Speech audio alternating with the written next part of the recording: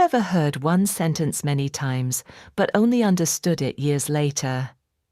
For me, that sentence was very simple. My mother always said, "You don't have to win every time."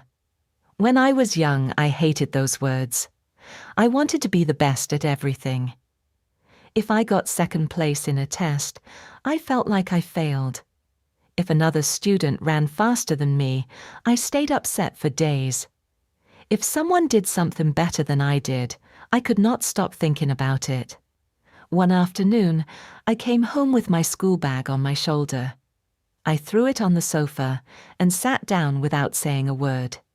My mother looked up from the kitchen. "How was school?" she asked. "I don't want to talk." She walked over and sat beside me. "What happened?" "I got 95, I said quietly. She smiled. "That is a good score."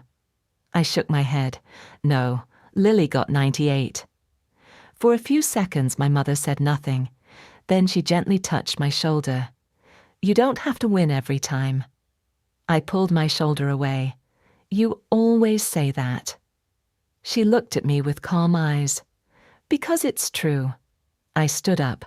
"No, it isn't. If I don't win, people will forget me.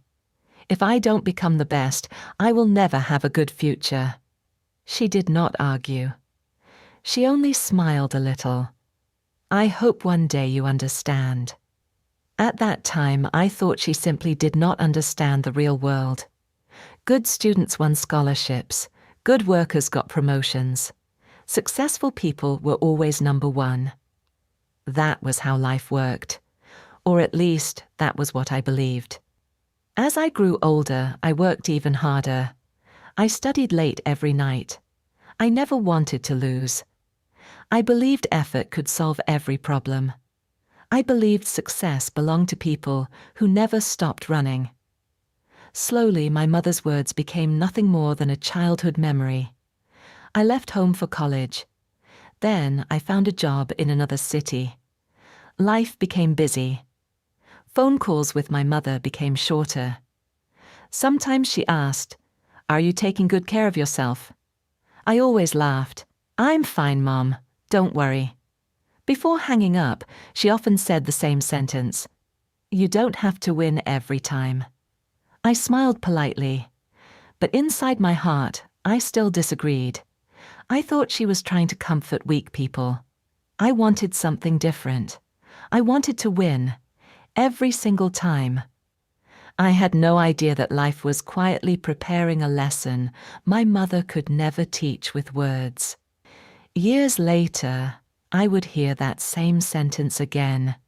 This time, it would break my heart. When I started my first job, I felt excited. I told myself, "This is my chance. I will work harder than everyone else." On my first day, my manager smiled and said, "Welcome to the team. We help each other here."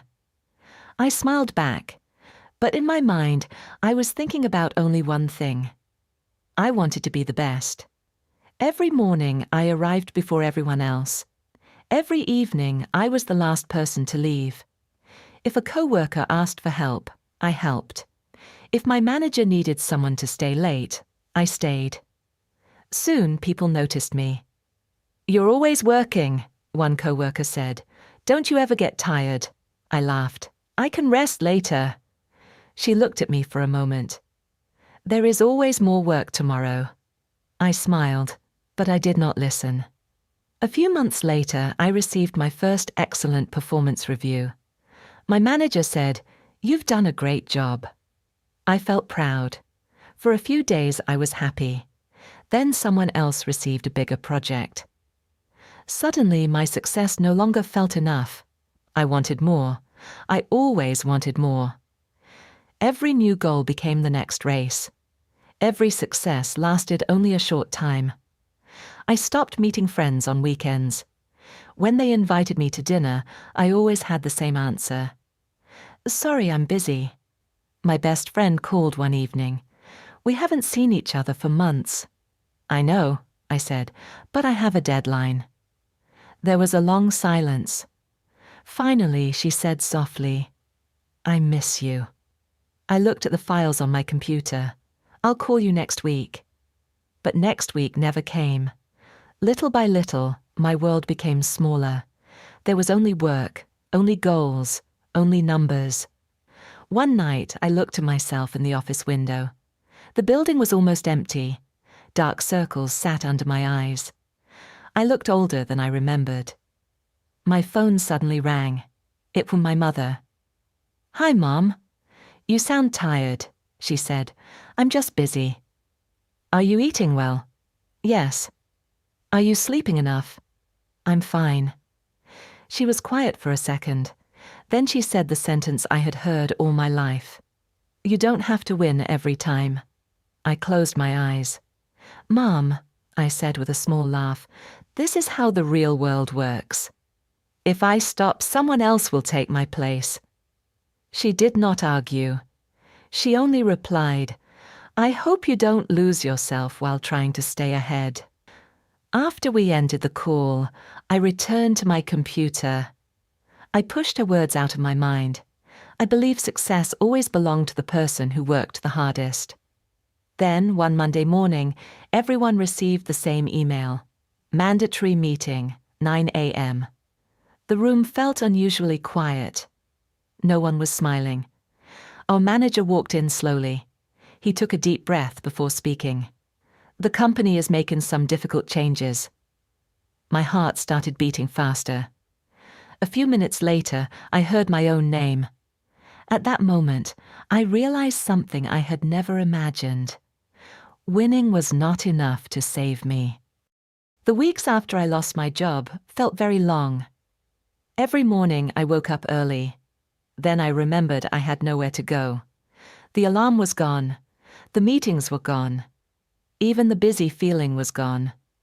At first I told myself it was only a short break. I'll find another job soon. But the days passed. I sent out many resumes. Some companies never replied. Some invited me to interviews. Most of them ended with the same words. "We're sorry, we chose another candidate." Every time I read those emails, I felt a little smaller. One afternoon, I looked around my apartment. It was quiet. Too quiet. Without thinking, I picked up my phone and bought a train ticket home. When I arrived, my mother opened the door before I knocked. She smiled as if she had been waiting for me. "You must be hungry," she said. "Come in." She did not ask why I came home on a weekday.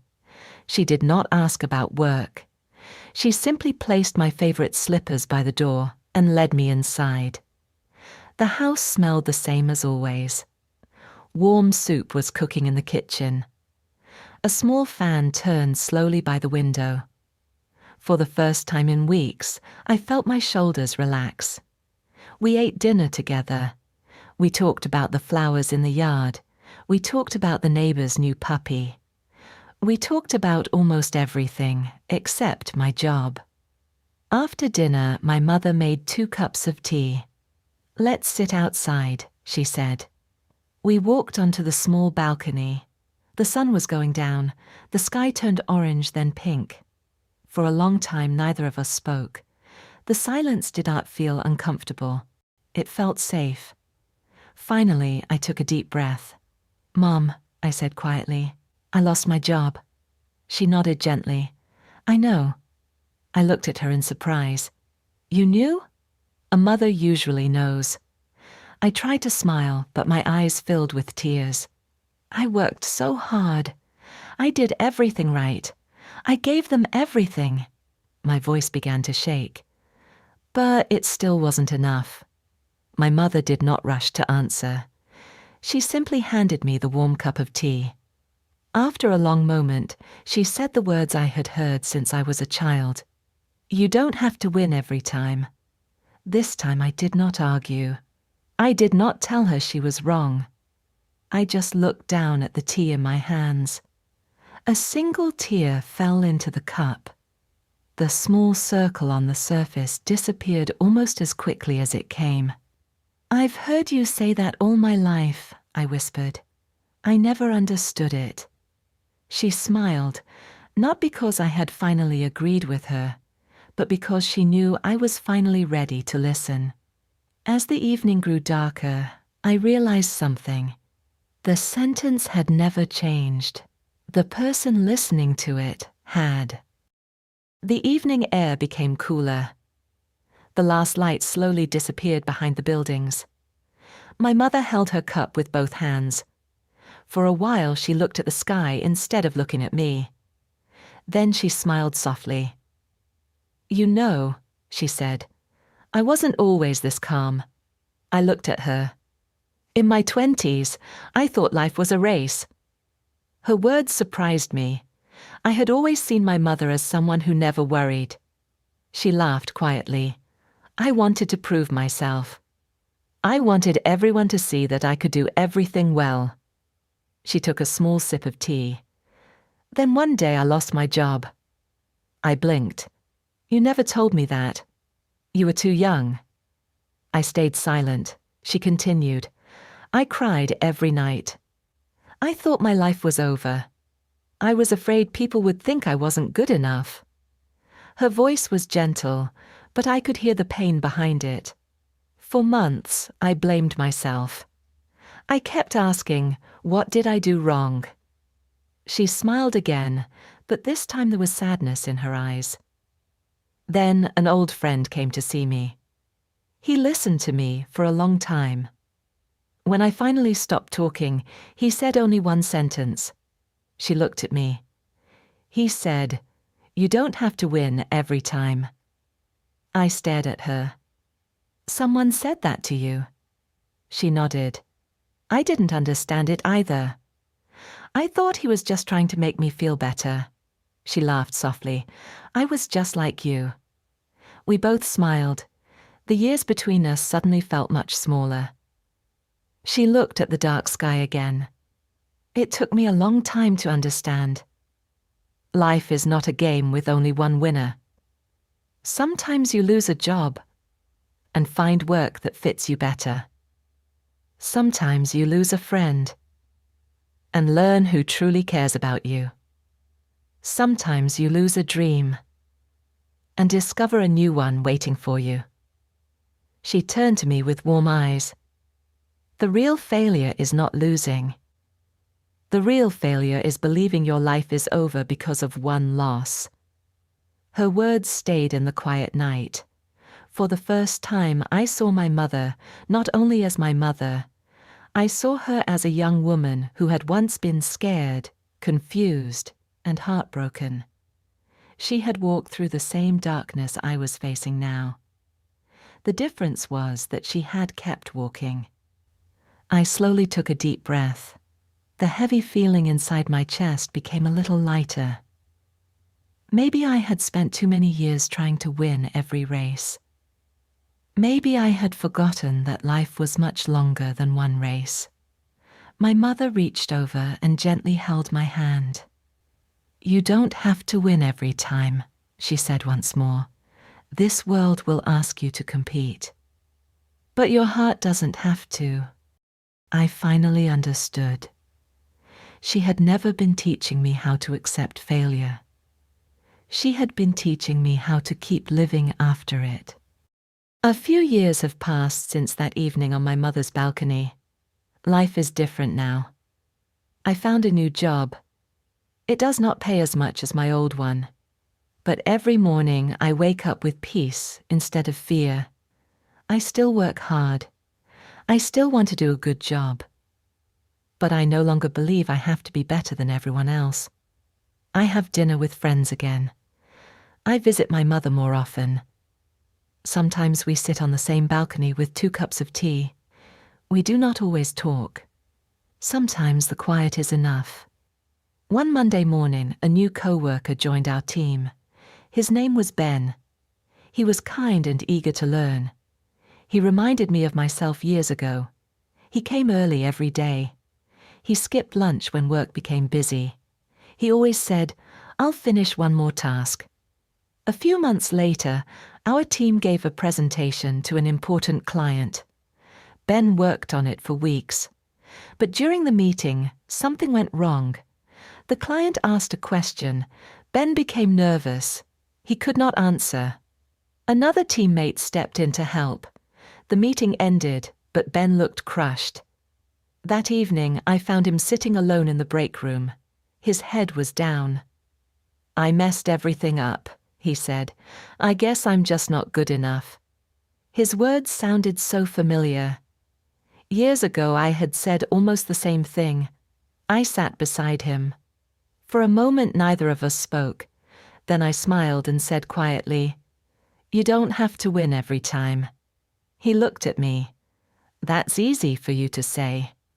I smiled again. I used to think the same. He waited for me to continue. So I told him about losing my first job. I told him how I believed one failure could decide my whole future. I told him about my mother. And I told him about the evening when I finally understood her words.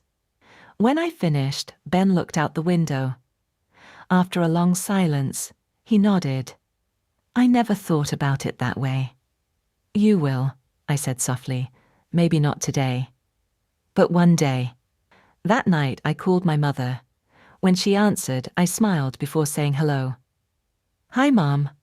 "Hi," she replied warmly. "How was your day?" I looked out at the lights outside my window. "It was a good day." "I finally said your sentence to someone else." She laughed gently. "So now you understand." I smiled. "Yes. And I think I needed all those years before I was ready to hear it." After we hung up, I sat quietly for a while. I thought about the little girl who believed second place meant failure. I wished I could give her a hug. Then I realized something. Maybe she had needed to make those mistakes. Maybe that was the only way she could grow. So let me ask you the same question. Have you ever heard one sentence many times, but only understood it years later? Some words are not difficult. They are simply waiting for the right moment. The sentence never changed. Life changed me.